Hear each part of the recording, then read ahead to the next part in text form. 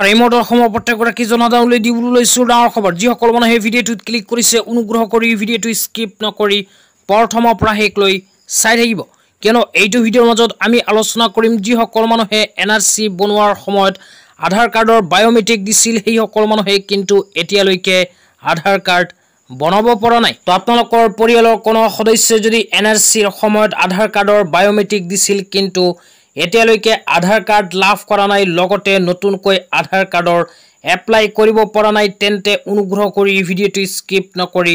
প্ৰথমৰ পৰা শেষলৈ চাব আৰু মোৰ চেনেলত নতুন হলে প্লিজ চেনেলটো সাবস্ক্ৰাইব কৰি মোৰ লগত থাকিব তো বলক ভিডিঅ'টো আৰম্ভ কৰি এতিয়া আমি বিস্তাৰিত জানি লওঁ যে যিসকল মানুহে অসমৰ এনআৰসিৰ সময়ত আধাৰ কাৰ্ডৰ বায়োমেট্ৰিক দিছিল সেই সকল মানুহে যদি নতুনকৈ আকৌ আধাৰ কাৰ্ড বনাব বিচাৰে তেন্তে কি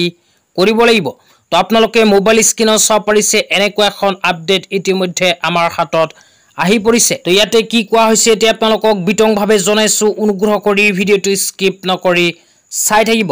তো মই আপোনালোকক দেখুৱাইছো গোৱালপাৰা জিলাৰ এখন বিশেষ আপডেট তো অসমৰ প্ৰতিখন জিলাতে কিন্তু এনেকুৱাকৈ আপডেট প্ৰদান কৰা হৈছে তো গোৱালপাৰা জিলাৰ যিবোৰ আধাৰ কাৰ্ডৰ অপাৰেটৰ আছে সেই সকল আধাৰ কাৰ্ডৰ অপাৰেটৰক হোৱাটছআপ গ্ৰুপৰ জৰিয়তে কিন্তু আধাৰ কৰ্তৃপক্ষৰ ফালৰ পৰা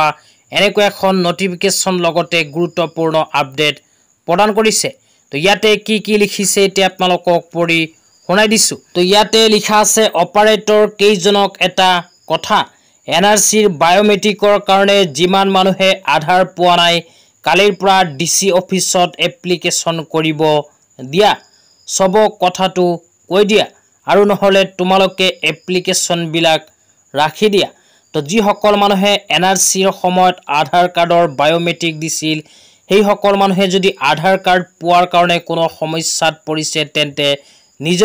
জিলাৰ ডিসি অফিসৰ লগত যোগাযোগ কৰিব লাগিব তো আপোনালোকৰ নিজ জিলাৰ ডিসি অফিসত গৈ এপ্লিকেশন কৰিলে কিন্তু সমস্যাখিনি হৈ যাব তো এই বিষয়ে যদি বিতংভাৱে জানিব বিচাৰে তেন্তে আপোনাৰ অঞ্চলৰ আধাৰ অপাৰেটৰৰ লগত যোগাযোগ কৰিব পাৰে তো ডিসি অফিসত এপ্লিকেশন কৰাৰ সময়ত কি প্ৰমাণপত্ৰৰ প্ৰয়োজন হ'ব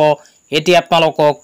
জনাইছো তো ইয়াতে এক নম্বৰতে কোৱা হৈছে এনআৰসিৰ হিয়াৰিং লেটাৰ যদি আছে তো আপোনালোকৰ এনআৰসিৰ হিয়াৰিং লেটাৰ যদি আছে তেন্তে লৈ যাব দুই নম্বৰত কোৱা হৈছে এনআৰসিৰ ARN নাম্বাৰ তিন নম্বৰত কোৱা হৈছে আধাৰ যদি এপ্লাই কৰিছিল তেন্তে